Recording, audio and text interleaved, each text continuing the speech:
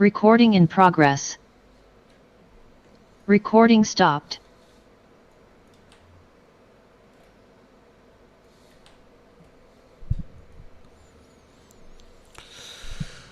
¿Qué tal? ¿Cómo les va? ¿Cómo andan? Bienvenidos, bienvenidas.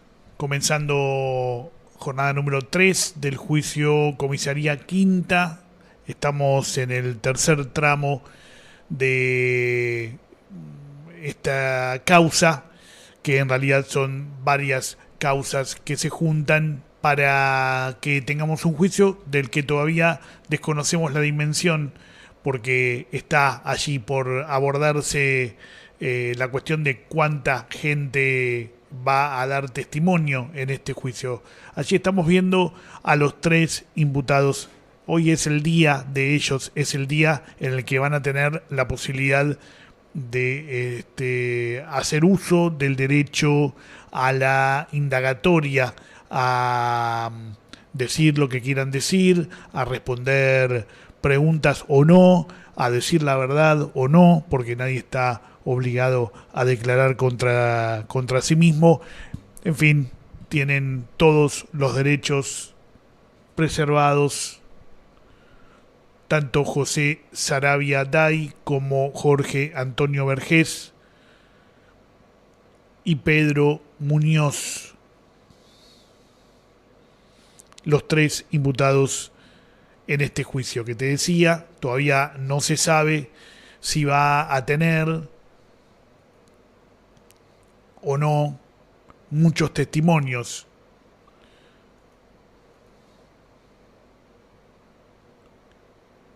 Es una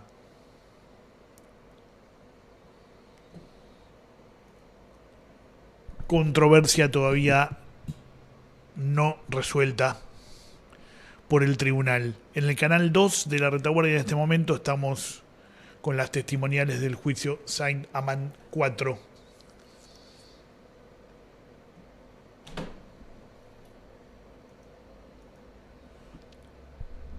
Y aquí entonces aguardamos para saber si los imputados van a hablar.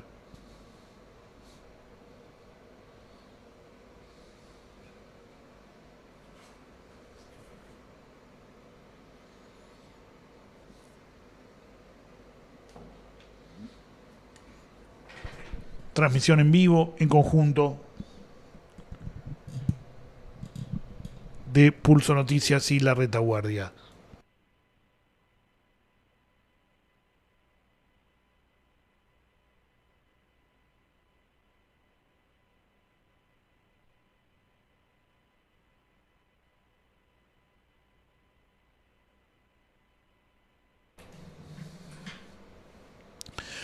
Si seguís los juicios, a Jorge Antonio Vergés lo conocés.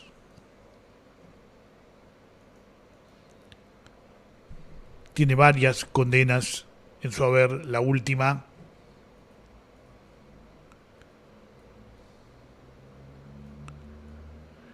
en el juicio de las brigadas policiales de la bonaerense. Estuvo en el pozo de Quilmes, en el pozo de Banfield.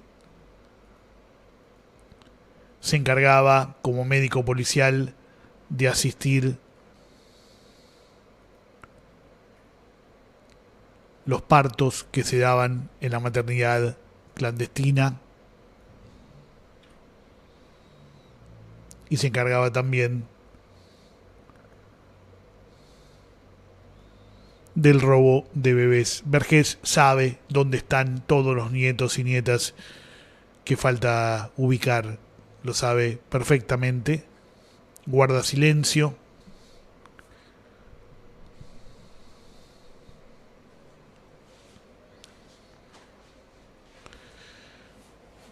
Es protagonista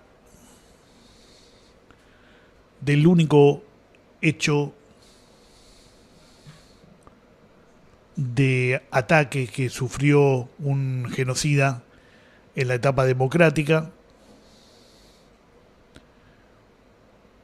Fue baleado en algo que la organización que llevó adelante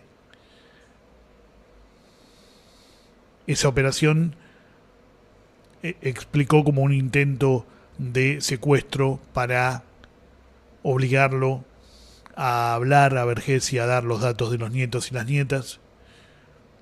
El secuestro fue fallido, lo hirieron.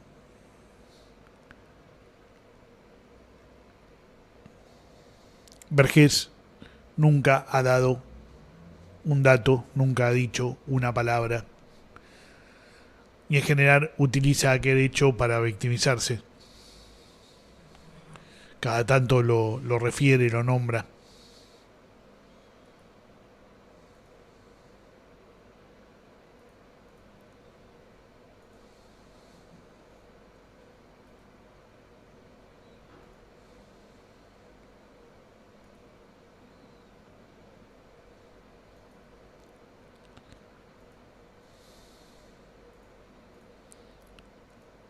Él es Pedro Muñoz.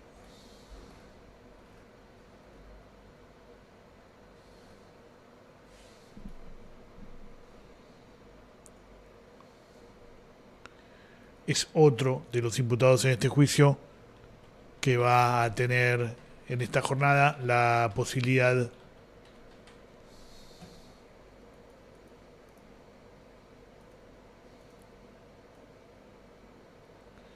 de decir lo suyo también.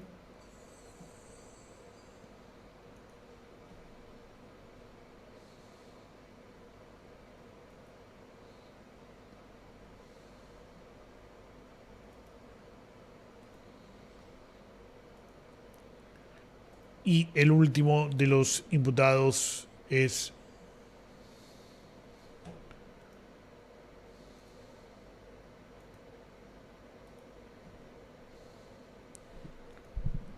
José Saravia Day.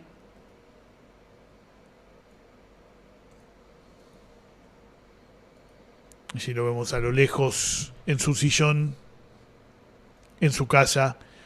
Los tres están con prisión domiciliaria. Bueno, en realidad Muñoz está libre, no está con prisión domiciliaria. Está libre y en el comienzo de este juicio la Fiscalía y las querellas pidieron su inmediata detención, aún con el beneficio de la domiciliaria. Es increíble que gente que le escapó a la justicia durante tantos años llegue libre a un juicio, ni siquiera con los beneficios que suelen tener. El resto de las cámaras todavía permanecen apagadas. Como podés ver,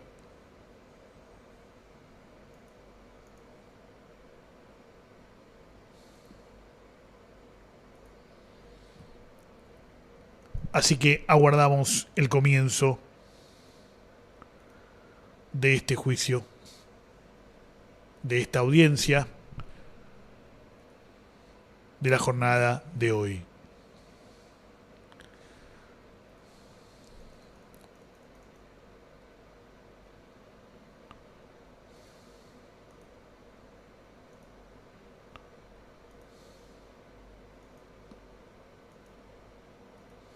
A ver, vamos a aprovechar el tiempo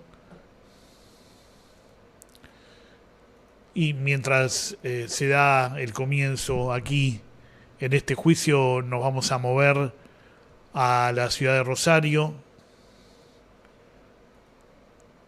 al juicio que se lleva adelante en esa jurisdicción por hechos ocurridos en el área 132, el área militar 132, que abarcó Pergamino, Varadero, San Nicolás, San Pedro, Ramallo. Nos vamos para ahí. Valentina Macarón está operando técnicamente. Vamos a escuchar el testimonio de Pablo Pérez, el hijo me dijo porque de uno de los dentro del dolor. Muy bien. In progress. Buenos días a todos y todas. Vamos a reanudar la audiencia en el marco de esta causa, el número 21 de trámite por antes del Tribunal Oral en la Criminal número 1 de la Ciudad de La Plata. Le pido, por favor, señora secretaria, nos informe respecto de la conectividad de Nos vamos justo, que justito. las partes a la audiencia del día de la fecha. Empezamos la audiencia de este juicio Comisaría Quinta, perdón la de prolijidad. Pensamos que íbamos a Recording tener stopped. más tiempo.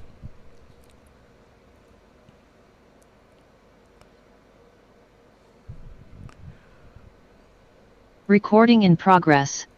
¿Hay algún inconveniente en el sonido de la sala? La conectividad de la sala? No se la escucha a la Gracias, jueza. ahí vamos. Ahora sí. Cumplo en informar que se constituye el Tribunal Oral en lo Criminal Federal número 1 de La Plata, integrado en estos autos por la doctora Karina Yabor como presidenta y los doctores Andrés Basso y Ricardo Basílico como vocales. Se encuentran presentes en representación del Ministerio Público Fiscal en la sala de audiencias el auxiliar fiscal, el doctor Juan Martín Nogueira. Por las partes acusadoras se encuentra la doctora Colin Torre en representación de la Asociación Abuelas de Plaza de Mayo, la doctora Ada Bastone y el doctor Facundo Dadic, estos últimos de manera telemática, por la querella unificada de la Subsecretaría de Derechos Humanos de la Provincia de Buenos Aires y la Secretaría de Derechos Humanos de la Nación. De manera telemática también se encuentran conectada la doctora Pía Garralda en representación de la querella unificada de la Asociación ANAí, ex detenidos desaparecidos, y Santiago y Teresa Laborde. Del mismo modo se encuentran conectados virtualmente el defensor público oficial, el doctor Gastón Barreiro, y la defensora pública coadyuvante Natalia Di Felice, junto a sus asistidos Pedro Raúl Muñoz, Jorge Antonio Vergés, José Ignacio Sarabia Dey. Asimismo, y por último, hago saber que la presente audiencia se transmite en vivo por los canales de YouTube del Poder Judicial de la Nación y la Retaguardia TV y Pulso Noticias de manera conjunta. Eso es todo.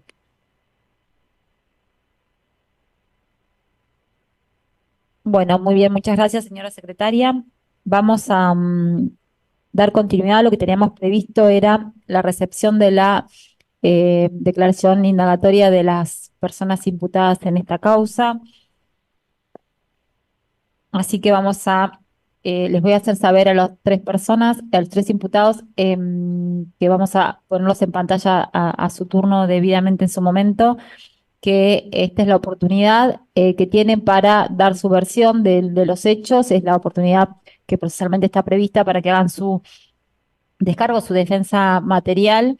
En caso que no deseen declarar en esta ocasión, les hago saber que podrán hacerlo en cualquier instancia antes que finalice el debate, que en el momento de declararles, si desean declarar, les voy a preguntar si van o no a responder preguntas, y si en caso que se nieguen a prestar declaración, dicha negativa en modo alguno constituirá una presunción de responsabilidad en su contra.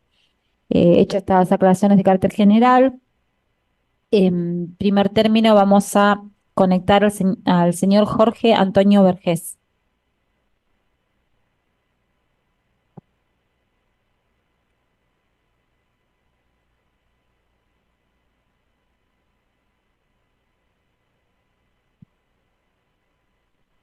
Bien, me dicen acá que mejor el señor Vergés está con un tema de conectividad, ¿puede ser? Seguimos con otro de micrófono. Bien, entonces vamos a seguir con otro de los imputados, señor José Ignacio Sarabia Dey. Mientras tanto resolvemos el problema de conectividad. Señor Sarabia Dey, ¿me escucha? Sí, la escucho, no sé si usted me escucha. Sí, lo escucho perfectamente. Vamos a ponerlo en manera prioritaria en la pantalla. Buenos días. Buenos días. Bien, señor, como le hice saber de manera general, esta es la oportunidad que usted tiene para dar su versión de los hechos, si es que así desea hacerlo. En caso que de momento no desee prestar declaración, podrá hacerlo en cualquier otro momento antes de la finalización del debate, y asimismo su negativa a prestar declaración no constituirá ninguna presunción de responsabilidad en su contra. ¿Comprendió? Comprendido. Bien. Antes de preguntarle si va a prestar declaración o no, le voy a hacer alguna serie de preguntas de carácter personal. Su nombre y apellido completo, por favor. José Ignacio Sarabia Dey. Muy bien. ¿Su número de documento? 4540786. ¿Tiene apodos o sobrenombres? Pepe. Bien. ¿Su edad? 78. ¿Lugar y fecha de nacimiento, señor? Salta, 30 de enero de 1946. ¿Y su estado civil? Casado. Su ocupación, bueno, Militar retirado. bien. Señor, ¿qué grado de formación completó de instrucción? ¿Fue a la escuela? ¿Qué grado de educativo? Sí. Es decir, en el colegio militar se termina como bachiller, así que, y después te hice tengo algunos estudios especiales relacionados con las milicias, licenciado en organización y en estrategia, distintas cosas allí que son específicas de la milicia. Muy bien. Señor, el nombre y apellido de sus padres. Mi padre, Carlos Alberto Saravia. ¿Y su Mi madre? madre, Blanca Jenny Day. Bien. Señor, ¿tiene procesos anteriores o sentencias que hayan recaído en su contra?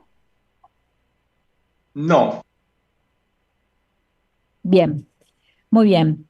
Ahora sí, le voy a preguntar si en función de los hechos que fueron leídos en la primera audiencia, en el requerimiento de elevación a juicio, usted va a prestar o no declaración en esta audiencia. Voy a prestar declaración, pero Bien. con el asesoramiento de mi defensa. Yo más bien lo que pretendería ahora, si es factible, hacer más bien una corta introducción y de ahí, con el desarrollo del debate, contestar absolutamente todo y estoy totalmente disponible para satisfacer cualquier requerimiento al respecto, pero Bueno, orientado por mi defensa, que me pidió que ellos mantendrían una cierta dirección de lo que vamos a hacer. No obstante eso, a mí me gustaría hacer una corta introducción. bien, ¿va a responder preguntas en esta corta introducción?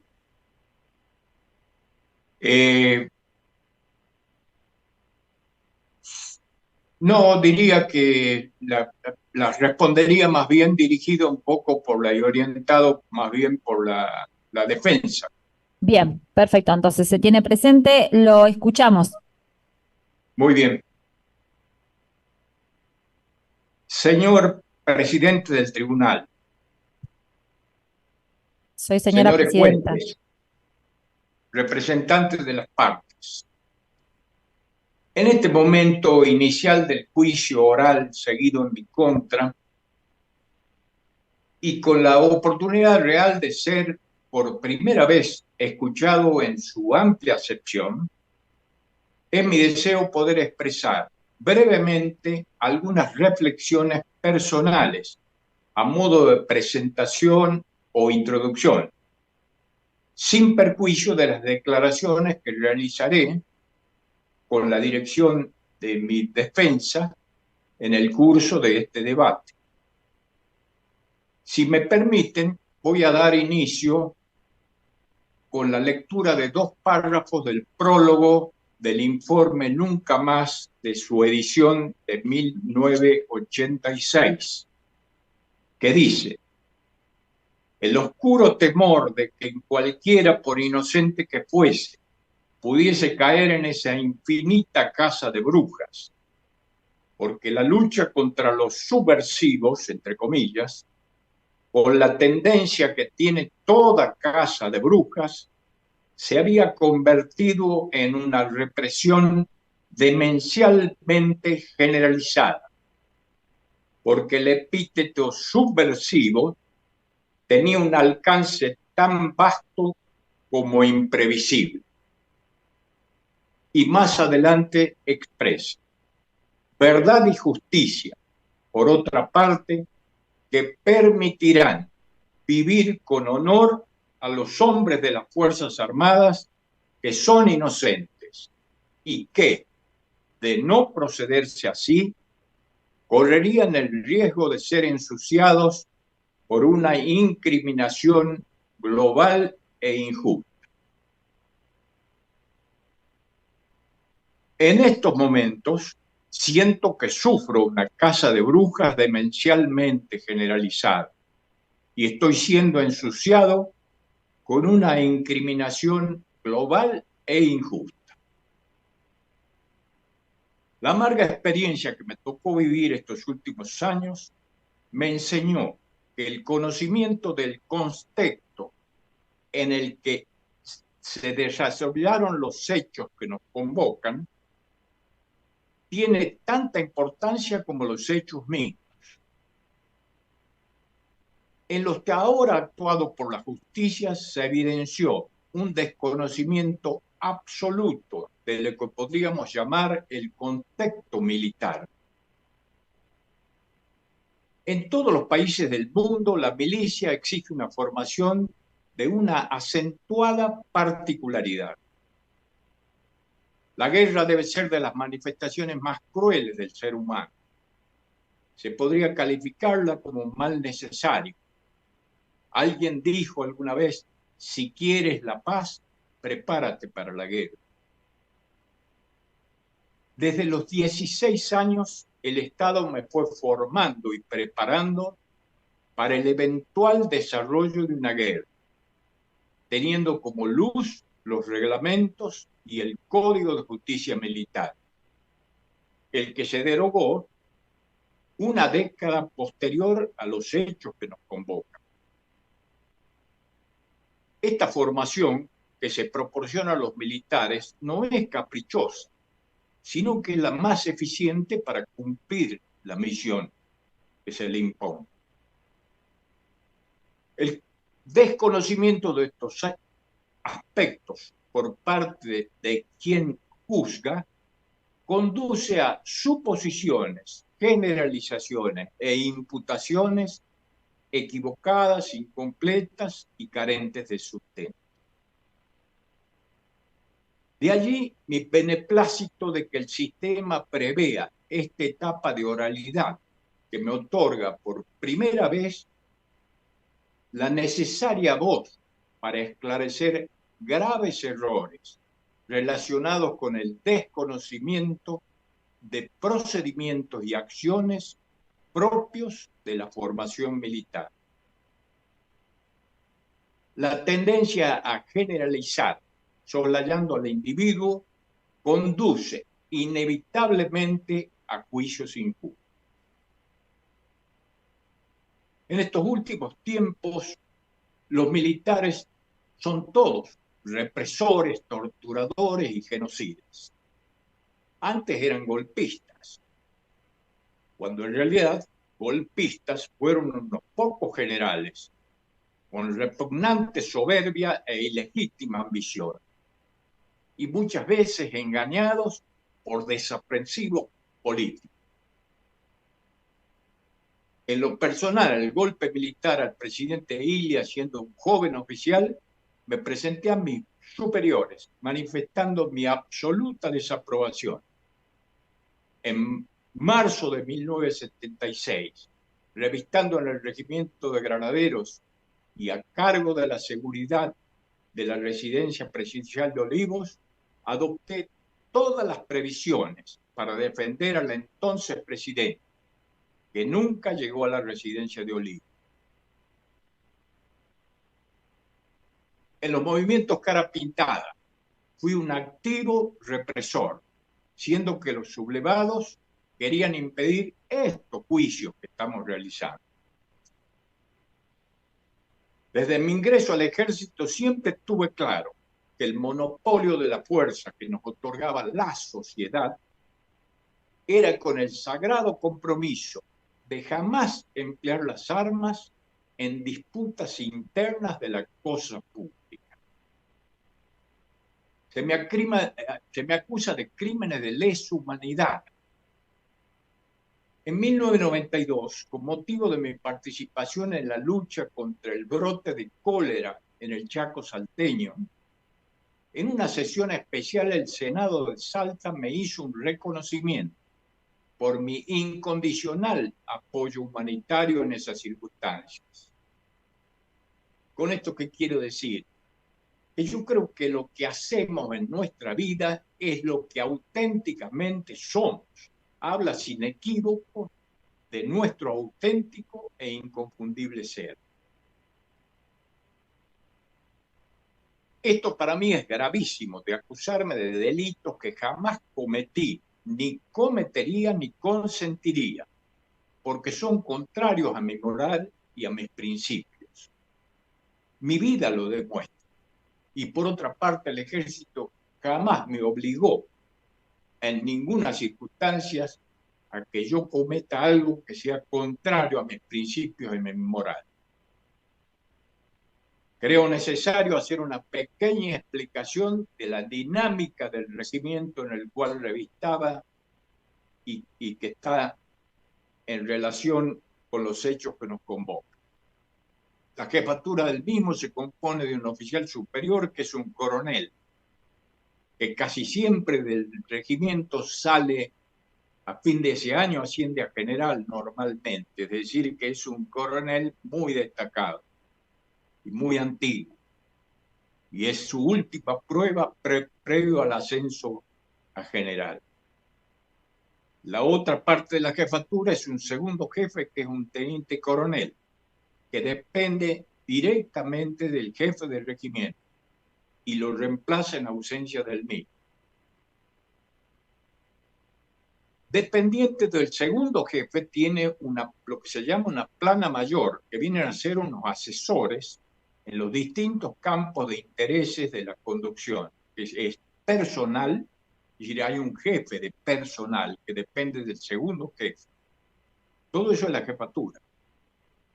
Un jefe de inteligencia, un jefe de operaciones, un jefe de logística y un jefe de finanzas. Con esto quiero poner en conocimiento de cómo se constituye y qué es la jefatura. Tiene asesoramientos en todos esos campos de interés y los maneja a través de esos asesores. Por doctrina, la jefatura es la única responsable de todo lo que sucede o deje de suceder en el regimiento. Esto me tocó vivir en lo personal, hasta el hecho de que algún integrante del regimiento haya cometido alguna falta o haya tenido algún problema en el ámbito civil fuera del cuartel, el responsable del jefe del regimiento. Yo en esas condiciones tuve que rendir cuenta por algún integrante del regimiento que había tenido un entredicho en la vía pública. Y yo tuve que asumir las responsabilidades, me cabían responsabilidades directas, es decir, de todo lo que sucede en el regimiento. Por lo tanto, tengo un control absoluto y manejo a rienda corta el regimiento. Relacionado con mi actuación, en la que sostengo mi total inocencia y desconocimiento de los hechos, existen infinidad de acciones que demuestran que fui una persona que en todas las circunstancias actuó con frontalidad, transparencia e integridad, que no se condice con el secreto, clandestinidad, borrado de huellas, que es propio de los crímenes organizados. Desde mi agobiante posición de inculpado y consciente de mis imperfecciones, debilidades y errores, pero también de mi absoluta inocencia, invito a la parte acusadora a que depongamos nuestros prejuicios y nos abramos a una absoluta sinceridad que nos permita aproximarnos a la verdad. Mis palabras no buscan congraciarse con ustedes, sino que tomemos conciencia de que no debe postergarse la verdad producto de ideologías, preconceptos, que terminan poniéndonos como enemigos a los que más sufrimos con esto. Porque aunque no lo crean, yo a Alex Oski lo estimé y confié siempre en él. Y lo elegí para el importante puesto que desempeñó muy cerca de mí. Sé que estas palabras resultan muy difíciles de digerir por parte de la familia de Alex Oski, pero tengo que hablar verdad. Con absoluta sinceridad y alejado de todo oportunismo, debo expresar que la metodología adoptada por las Fuerzas Armadas para afrontar la violencia de los 70, con sus inhumanas desapariciones y torturas, siempre me parecieron repugnantes e inaceptables. Siempre pensé así. Mis camaradas pueden corroborar. En aquella época tuve un primo hermano, Pablo Outes, con quien ideológicamente pensábamos distinto, pero su cobarde asesinato en la llamada masacre de Palomitas me resultó humana y moralmente inaceptable, lo que lo manifesté en su oportunidad a mi superior inmediato. Así como condeno el reprochable accionar de algunos integrantes de las Fuerzas Armadas y una cierta indiferencia y dejar hacer por parte de otros, condeno absolutamente la parcialidad, generalizaciones y falta de independencia en lo hasta ahora actuado por la justicia. Vaya como ejemplo, a los pocos días de mi detención, radicaron una denuncia en mi contra por parte de un ex granadero de aquella época, de una falsedad e inconsistencia, y agregaría desprolijidad absoluta, y con un claro perfil tendiente a reforzar mi escuálida imputación y el logro de una indemnización para el denunciante, como es de estilo. Esto lleva 7 años durmiendo en manos del juez Rafecas. Se debe acabar con todas estas maniobras tendientes a apartarnos del camino de la verdad. La parte acusatoria, a través de un discurso generalizado, confuso y desviacionista, procura apartarnos del verdadero tema a dilucidar, cuál es la responsabilidad que me compete en los hechos que se me imputan. No obstante, llego a esta instancia caracterizada por su participatividad con el optimismo y la confianza de que se dictamine con la tan necesaria independencia y apego a la ley. Quiero dejar claro que jamás optaría por esconderme o resguardarme en mi baja graduación de aquel entonces para no asumir todas las responsabilidades que me competen en mi desempeño de aquel entonces. La independencia, neutralidad y el sentido ético de la vida sean las piedras angulares para direccionar las desordenadas e impetuosas aguas de este río que hace tantos años arrastra dolores, errores y horrores de tanta gente que en gran parte nos miran desde el más allá. Con auténtica sinceridad estoy al servicio para aportar absolutamente todo para el esclarecimiento de estos hechos ocurridos medio siglo atrás. Que el esplendor de la verdad brille y se manifieste a lo largo de este debate para que se haga justicia. Nada más y muchas gracias. Muy bien, se tiene presente. Doctor Barreiro, ¿necesita hacer alguna consulta, alguna pregunta a su asistido? No, señora presidenta, creo que es suficiente. Gracias. Muy bien, entonces vamos, se tiene presente, como dije, vamos a continuar. El siguiente, me parece que ya está en condiciones el señor Vergés. Si está, lo podemos tener en pantalla prioritariamente.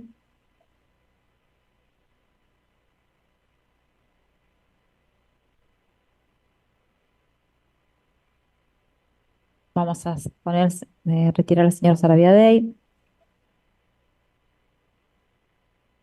Vergés, ¿me escucha? Vergés, ¿me escucha?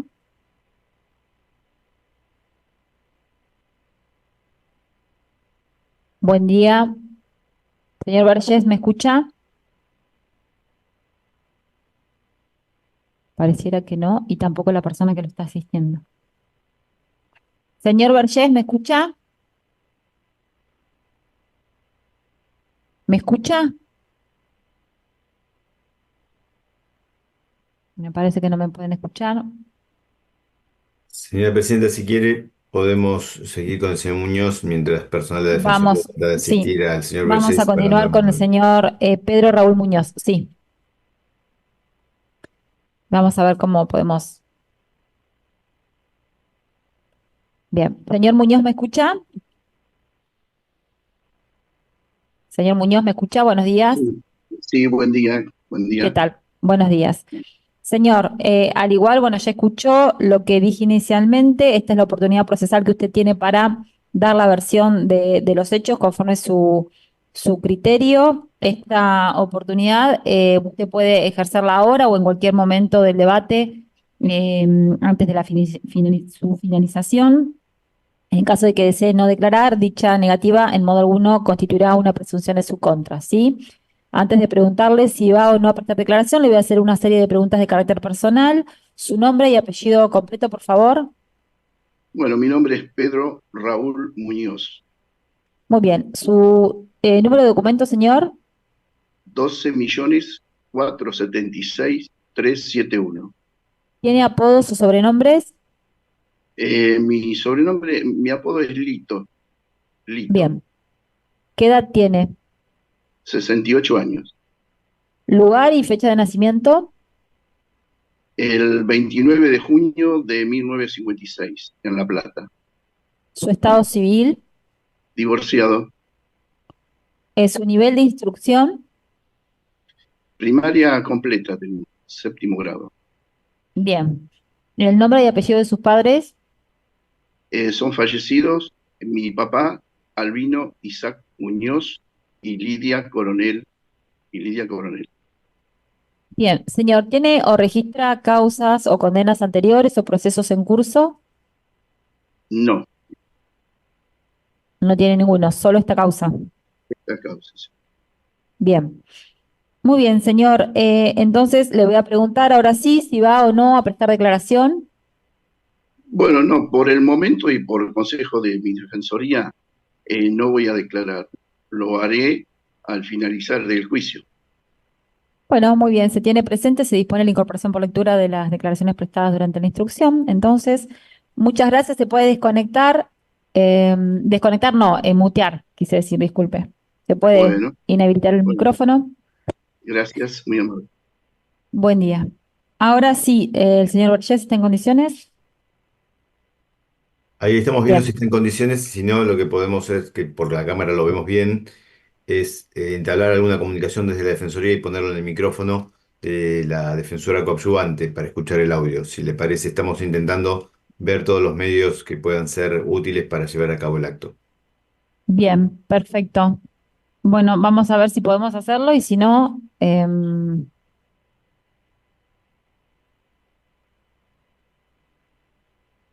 Bueno, diferentes estrategias estamos viendo, ¿no?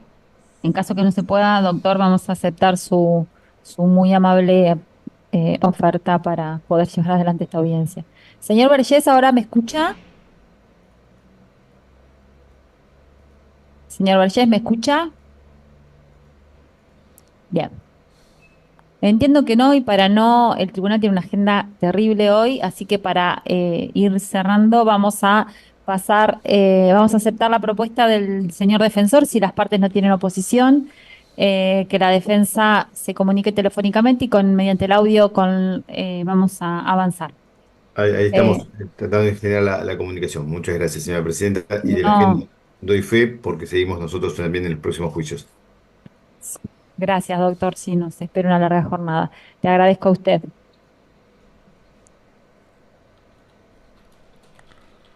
Bueno, decía que estamos teniendo diferentes estrategias. Sarabia Day habló, se diferenció del genocidio, planteó que él no avalaba ninguna de las atrocidades cometidas, incluso dijo que se opuso a algunos golpes de Estado.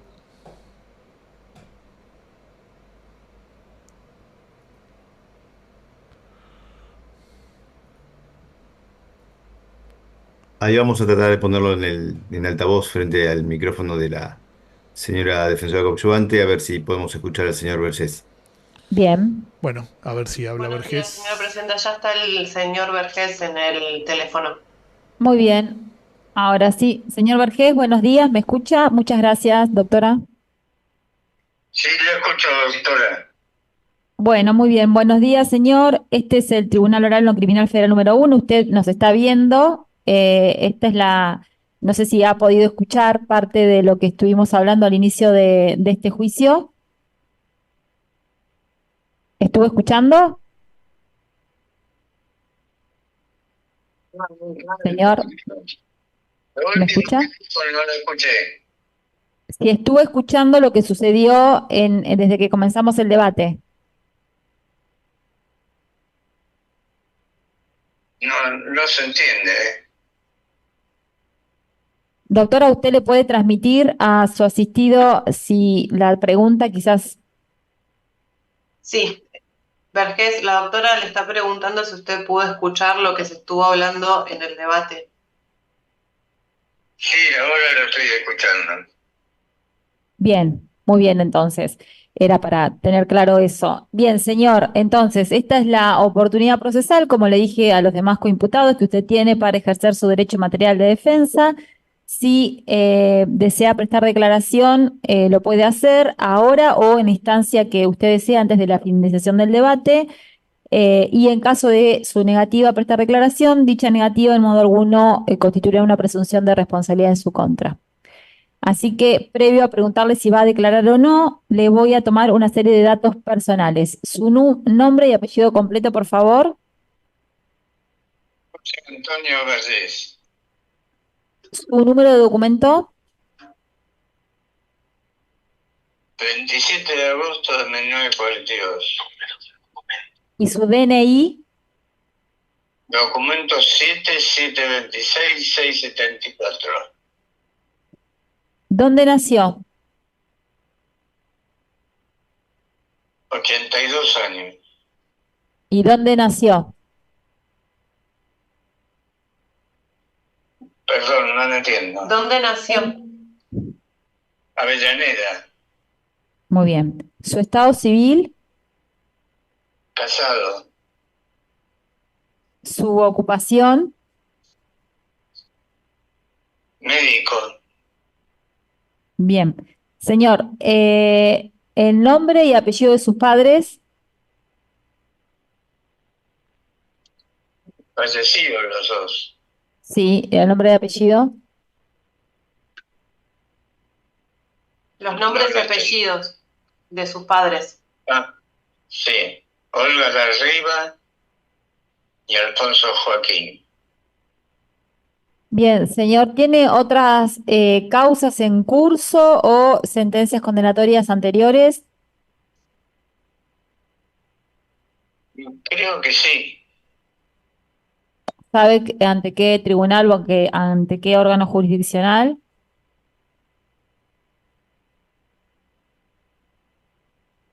No lo entendí lo último.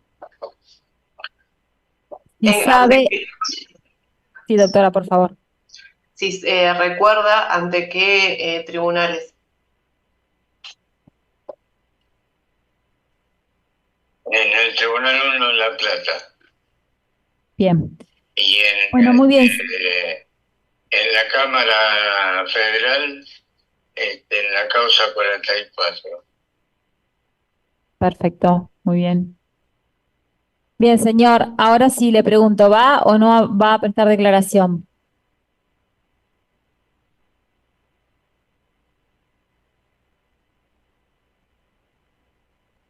Entiendo. ¿Y vas a prestar declaración? Sí. ¿Me escuchó? Sí, voy a prestar declaración. Bien, lo escuchamos. ¿Va a responder preguntas de las partes? No entendí lo que me dijo. Si va a responder preguntas. Acepto las preguntas de los jueces. Bien, muy bien. Entonces le voy a dejar en uso de la palabra. Puede declarar.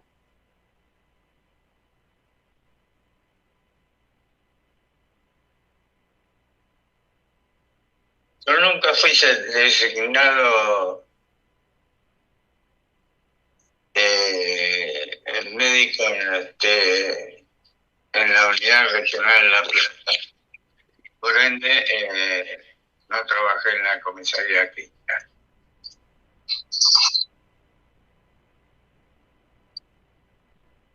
Y a Pedro López no lo conocí ni lo vi nunca en mi vida.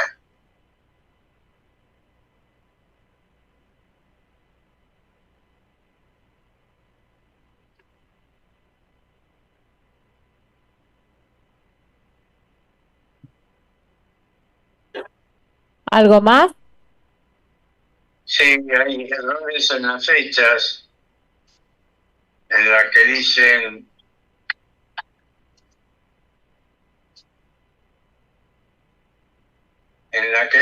que Adriana Calvo de la Borde y Jorge Julio López con respecto a las detenciones, y que que nos vieron juntos y lo dijo en el juicio de la verdad. Yo nunca lo vi, este señor, nunca lo conocí, y las cosas que me enteré por los diarios y por la televisión. Además, para esas épocas yo estaba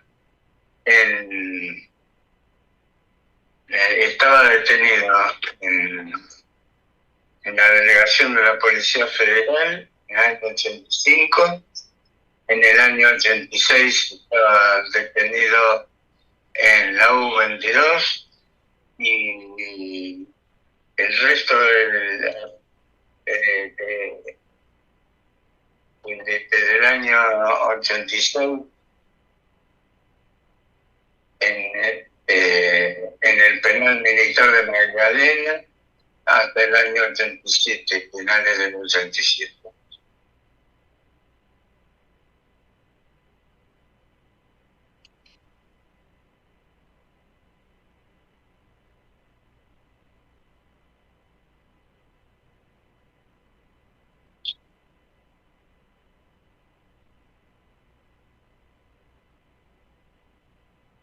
Otra cosa no sé qué decir.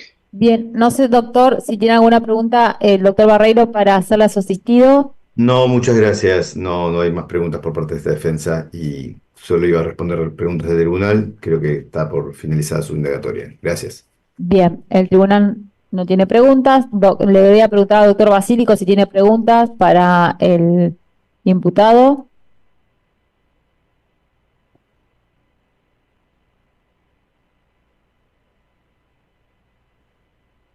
Vamos a ver. Bien. No. Bueno, señor Vergés, entonces le agradecemos y de momento que se tiene presente, su declaración indagatoria ha culminado. Después, si desea ampliarla, podrá hacerlo antes de finalización del debate. Así que puede mutearse, por favor. Y le agradecemos a la defensa la conexión.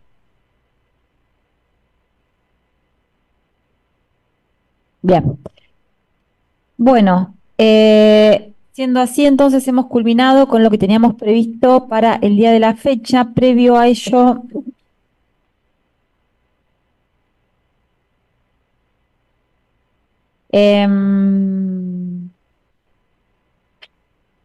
deme un minuto. Sí.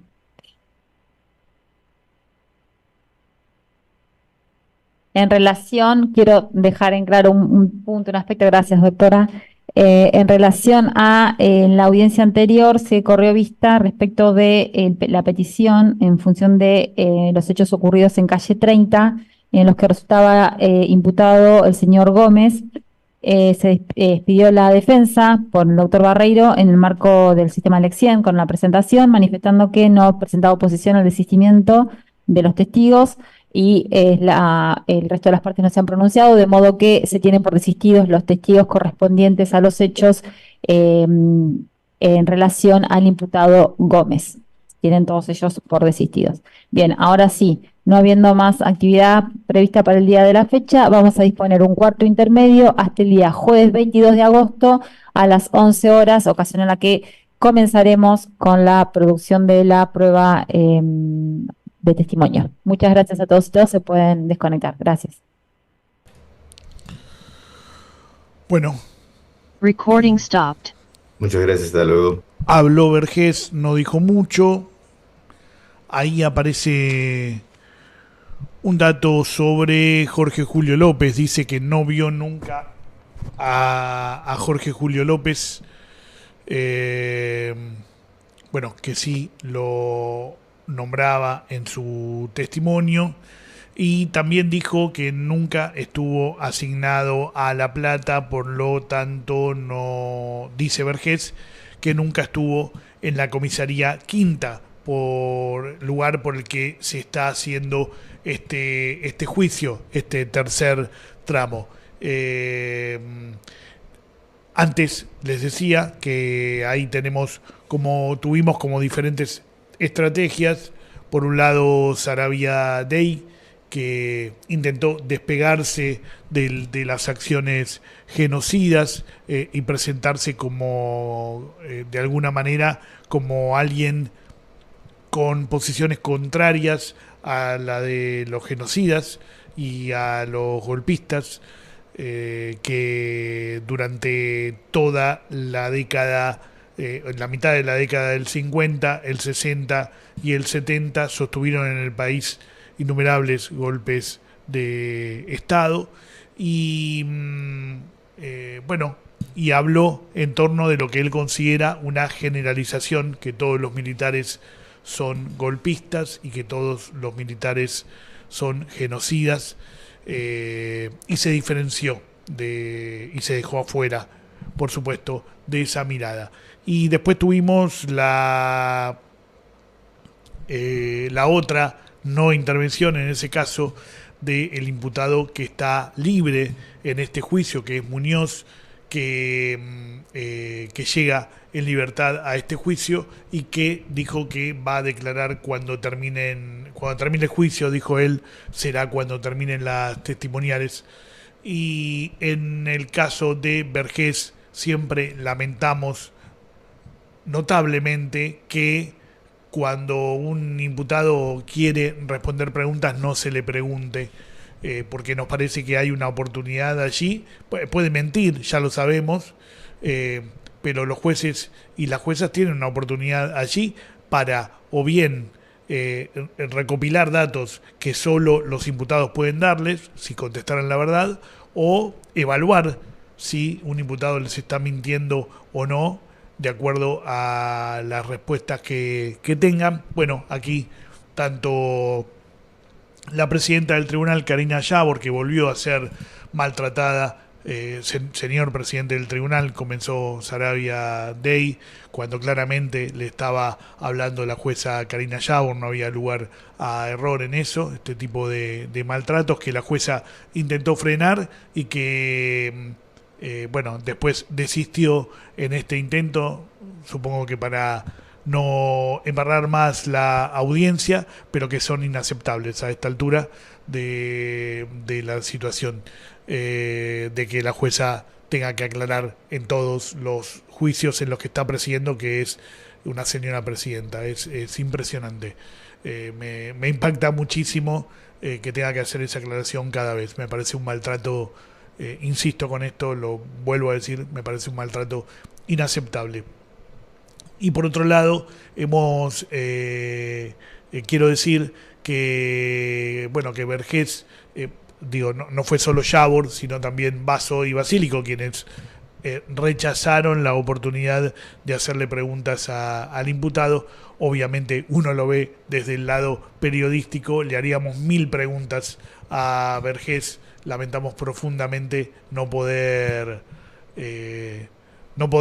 hacerlas. Obviamente nosotros somos periodistas y a nosotros no nos va a atender, pero creemos que las juezas y los jueces a veces rechazan estas posibilidades, quizás porque tienen, obviamente, y como corresponde, una mirada más jurídica, pero a mí me resulta extraño, no puedo escindirme de lo profesional y decir, bueno, si un imputado te está diciendo que que responde preguntas y que responde preguntas solo de los magistrados y las magistradas, que no se le pregunte. Es una oportunidad perdida, me da la sensación. Una oportunidad perdida no solo para nosotros, para quienes estamos del otro lado, sino para quienes tienen que resolver al final del juicio si la persona es culpable o es inocente. Es una buena posibilidad de evaluar eso también con el ida y vuelta. Bueno, nos despedimos. Estamos culminando nuestra tarea de la jornada de hoy porque en el juicio Saint Amand 4 ya terminó la transmisión. Estuvieron allí Lucrecia Raimondi y Valentina Macarone con una testimonial. Tienen eso en el canal 2 si lo quieren ver, o en la página web de la Retaguardia en la sección juicios en vivo. Y si quieren, hoy desde las 15:30 aproximadamente, desde las 15:30 vamos a estar a través del Instagram de la Retaguardia transmitiendo la ronda de las madres de Plaza de Mayo, línea fundadora. Hay una convocatoria de nietes, no solo en Buenos Aires, sino también en Córdoba y en otras jurisdicciones del país donde Nietes se está conformando para poder dar cuenta de un repudio a la situación que se está viviendo en Córdoba después del asesinato de Susana Montoya, la esposa de una persona desaparecida, de un militante del PRTR desaparecido, de Ricardo Alvareda. Montoya fue asesinada el viernes en su casa. Su hijo Fernando Alvareda se ha constituido como querellante. La investigación no avanza y las amenazas que venían recibiendo tanto ella como su hijo, más las pintadas que aparecieron en las paredes de su domicilio, dan cuenta por ahora del móvil político del asesinato, lo que vuelve la situación muy grave. Más allá de que un sector de la policía investigando a alguien odiado por la policía, o la familia la familia de Alvareda, que era subcomisario de la policía de la provincia de Córdoba, además de militante del PRTR, ha sufrido, el propio Alvareda fue ferozmente torturado a punto tal de que durante las torturas el modo de muerte que eligieron fue castrarlo y dejarlo que se desangrara, tal el odio que le tenían por haber tenido esa doble participación, digamos, como militante del PRTR, de alguna manera infiltrado en las filas de la policía de la provincia de Buenos Aires. La policía de la provincia no puede investigar en esta causa, más allá de que está la fiscalía, por supuesto, pero están operando notablemente, y en estos días lanzaron muchos rumores desde la provincia de Córdoba que se indicaban como sospechoso al hijo, algo realmente inaceptable, no porque no pueda suceder un matricidio, sino porque no puede ser de ninguna manera la primera línea de investigación, porque acá los enemigos que aparecen claros son como otros, y siempre que vemos un crimen y se investigan los móviles, no hace falta ser abogado, abogada, juez, jueza para ver que una persona que es víctima de un homicidio, tenés que ver quiénes lo odiaban, quiénes pudieran tener algún inconveniente para poder resolver la situación con un crimen, con un asesinato. Bueno, las primeras personas que tienen algo que quizás puedan considerar pendiente con la familia Alvareda Montoya son integrantes de la policía de la provincia de Córdoba de aquellos años, o no sé si de la actualidad, de aquellos años seguro, que se la tenían jurada a la familia. Esa es la primera línea de investigación. Todo lo demás son operaciones. Por ahora no hay elementos para pensar que no sean operaciones, es el intento de perder esas primeras horas preciosas de investigación irreemplazables en cualquier crimen, y que en este caso también se están perdiendo por estas idas y vueltas de la justicia allí en Córdoba. Bueno, agradecemos enormemente que nos hayan acompañado en esta jornada triple que hemos tenido en la retaguardia, y les esperamos entonces esta tarde 15:30. Camila Cataño y Julián Bouvier van a estar en la Plaza de Mayo con la ronda de las madres de la línea fundadora. Se termina aquí, está en el Instagram de la retaguardia, lo encuentran eso. Se termina aquí esta transmisión conjunta de la retaguardia y de Pulso Noticias. Gracias.